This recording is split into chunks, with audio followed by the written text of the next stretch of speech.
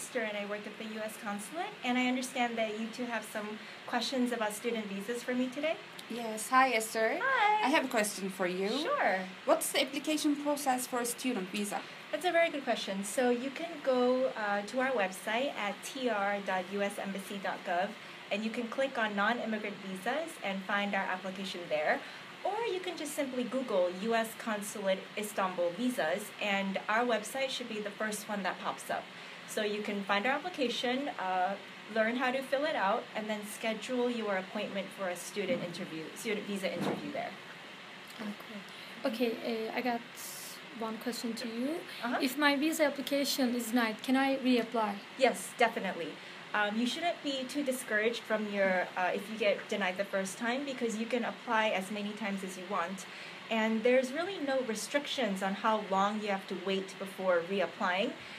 But what's important to note is that you need to qualify for the visa. So it doesn't really matter how many times you apply if you don't qualify for the visa. And I have another question. Sure.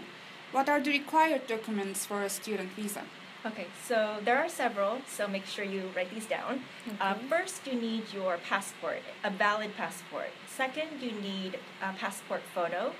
Third, you need the confirmation page of the DS-160. Fourth, you need the original I-20 that's issued by your school. And fifth, you need to make the SEVIS payment online, which should generate a receipt so that you know that you've definitely made the payment.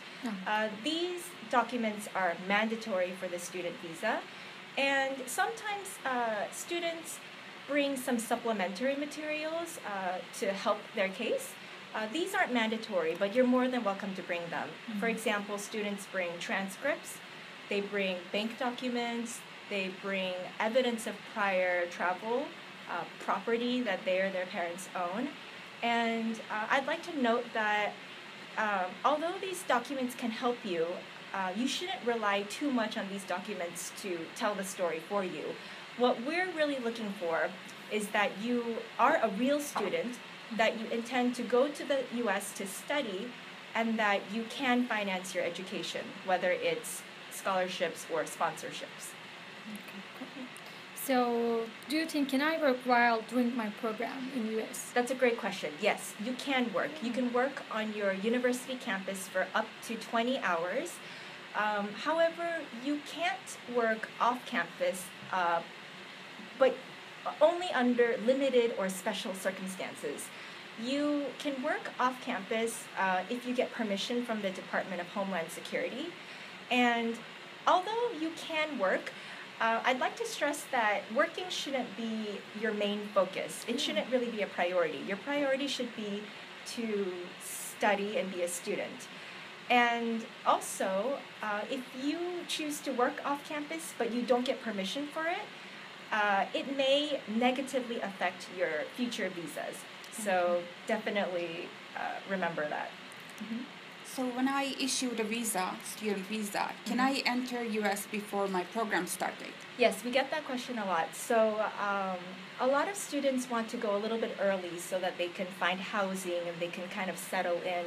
And that's definitely okay. On your I-20, there's something called the program start date, and you can enter the U.S. up to 30 days before that start date. Okay.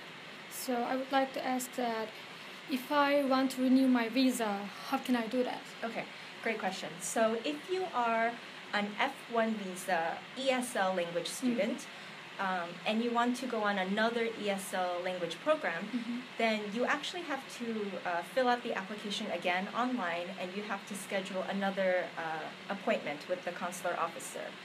However, if you are a F1 university student and you are continuing your education at the same university, you have the same SEVIS number, and you're applying for the same F1 visa not more than 12 months from when your prior F1 visa expired, then you can participate in the interview waiver program, whereby you can have your interview waived, and you can just send us your documents via the post office, and then we will renew it for you. Oh, cool. Thank you. Okay, how long can I stay in the U.S. after my program ends? So after your program ends, I know you might want to like travel around the U.S. and do some fun things, and that's okay. On your I-20, there's something called the program end date, and you just have to leave the U.S. no more than 60 days from that end date. Okay. And what is the J1 visa? I really wonder. So the J1 visa is for research scholars, professors, and exchange students. And it also includes university and high school exchange programs. One very popular program here, maybe you've heard of it, is called the Summer Work and Travel Program, or SWT. And this is a really great program where students can use their summer vacation to go to the U.S., work at a hotel or amusement park or summer camp, and they can work in various service jobs to gain experience, and then afterwards they can travel around the U.S. And this program requires the J1 visa, and you need to be a full-time student at a post-secondary institution, and you also need to speak some English because the visa interview will be in English. And this program, like I said, is very, very popular in Turkey. We always have tons of students apply. Actually, last year we were the second. Turkey had the second largest number of SWT applicants, and so we hope that in 2018 we will have even more summer work and travel students from Turkey. Maybe you guys will apply. I also want to ask you about financial documents for F1 visa. Sure. How much do you think I need to have in my bank account? That's a really good question, and it's a question that we get often. So there's no like magic number of money that we need in your account. Like we don't need to see that you have 40 or 50,000 TL. That's not important. What's important is that you prove to the consular officer that you can finance your education. On your I-20, there's a section called Financials, and the financial section states the duration of the program and the total program cost. So we just really need to see that you can afford the total program cost and also be able to pay for things like books, rent, plane tickets.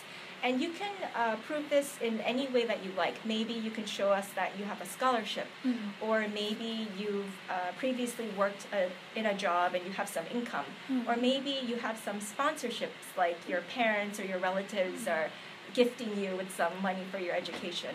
So you can just, show us in whatever way you like that you can finance your education. But I'd like to stress that we don't need to see like a bunch of money sitting in your account. That's not really that important. Okay, good to know. So, and what is the best way to reach you? Questions? Sure. So the best way to reach us is through our website. We have a mailbox that is dedicated to answering visa questions. And if you just ask a question there, we will respond to you in a couple of business days. Oh, thank you. Thank you. Yeah, I hope that was helpful, and I hope that you guys consider studying in the U.S. or doing SWT because I think Turkish students are great and they're really enthusiastic, and that you guys really can get a lot of good experience from studying in the U.S. Yeah, we thank you for your information. Çok memnun oldum. Biz de teşekkürler.